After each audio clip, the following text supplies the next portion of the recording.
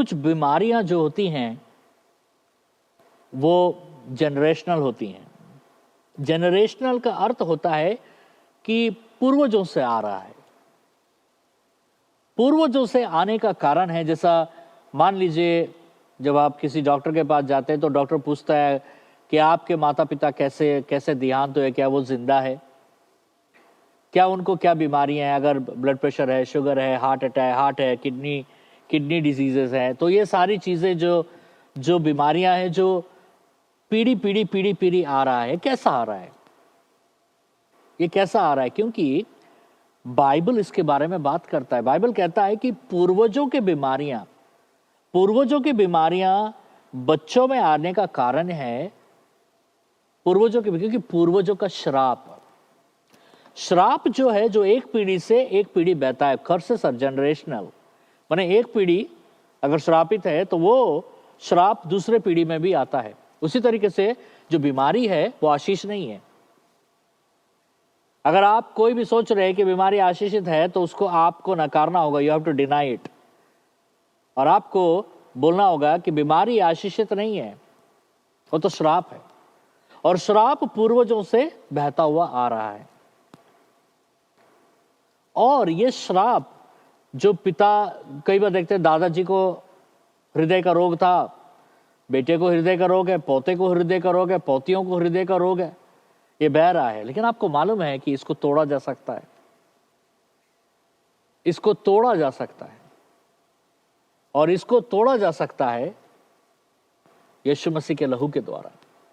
अगर आप इन श्रापों को और इन रोगों के खिलाफ अगर आप बोलेंगे कि ये जो पूर्वज से, जो माता पिता की ओर से जो श्राप मेरे, और जो श्राप और उस श्राप के द्वारा आने वाली बीमारियों को आज मैं यीशु मसीह के नाम और लहू से तोड़ता हूं, उसके खिलाफ खड़ा होता हूं, तो आज ये श्राप यहीं रुक जाएगा, आप में नहीं आएगा, और आपके बाद वाले पीढ़ी यानी आपके बच्चे, उनके बच्चों में ये बीमारियां दिखाई नहीं देंगी। क्योंकि निर्गमन ग्रंथ का 15 का 26 में परमेश्वर कहता है कि यदि तू अपने परमेश्वर यहोवा का वचन तन मन से सुने और जो उसकी दृष्टि में ठीक है वही करे, और उसकी आज्ञाओं पर कान लगाए और उसकी सब विधियों को माने, तो जितने रोग मैंने मिस्रियों पर भेजा है उसमें से एक भी तुझ पर ना भेजूंगा, क्योंकि मैं तुम्हारा चंगा करने वाला यहोवा हूं। जो रोग मिस्रियों पर बहुत भयानक रोग है, आपको मालूम है सबसे आखिरी रोग मिस्री पर क्या था? आखिरी रोग था कि उसका पहलोटा, मतलब घर का बड़ा बेटा या घर का बड़ा व्यक्ति जो घर का सबसे प्रथम है वो मर गया, माने मौत। और परमेश्वर कह रहा है अगर तुम मेरी विधियों पर चले, अगर तू मेरी आज्ञाओं पर माने, अगर तू मुझे मेरा सेवकाई करे, मेरे हृदय अनुसार तो अगर जिए, तो कोई भी रोग तुझ पर नहीं आएगा, क्योंकि मैं तेरा चंगा करने वाला यहोवा हूं। मैं चंगा करूंगा तुझे, मैं तुझे चंगा करूंगा। और एक चीज मैं आपको बता दूं कि परमेश्वर जो कहते हैं, परमेश्वर उस पर स्थिर होते हैं, परमेश्वर उस पर खड़े होते हैं। परमेश्वर ने कहा कि मैं तेरा चंगा करने वाला परमेश्वर हूं। इस बात को आप लिख लीजिए, दीवार के ऊपर लिख लीजिए। मैं कई बार जब बीमारियों के जो बीमार रहते हैं उनके घरों में मैं जाता हूं प्रार्थना करने के लिए, तो मैं उनको बोलता हूं कि आप ये वचन को अपने दीवार के ऊपर लिख लीजिए या अपने फोन के ऊपर लिख लीजिए, क्योंकि जब भी आप ये खोलोगे तो आपको ये समझ में आएगा कि यहोवा चंगा करने वाला परमेश्वर है, वो ही इज अ हीलर, वो चंगा करने वाला परमेश्वर। आइए मैं आपके लिए दुआ करता हूं।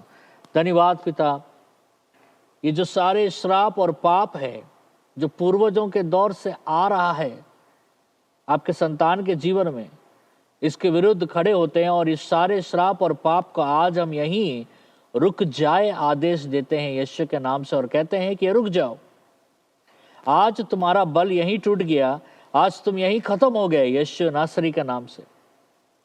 आज हम ये कहते हैं कि तुम्हारा कोई अधिकार नहीं है, तुम्हारा कोई बल नहीं है, तुम्हारा कोई प्रभुता नहीं है।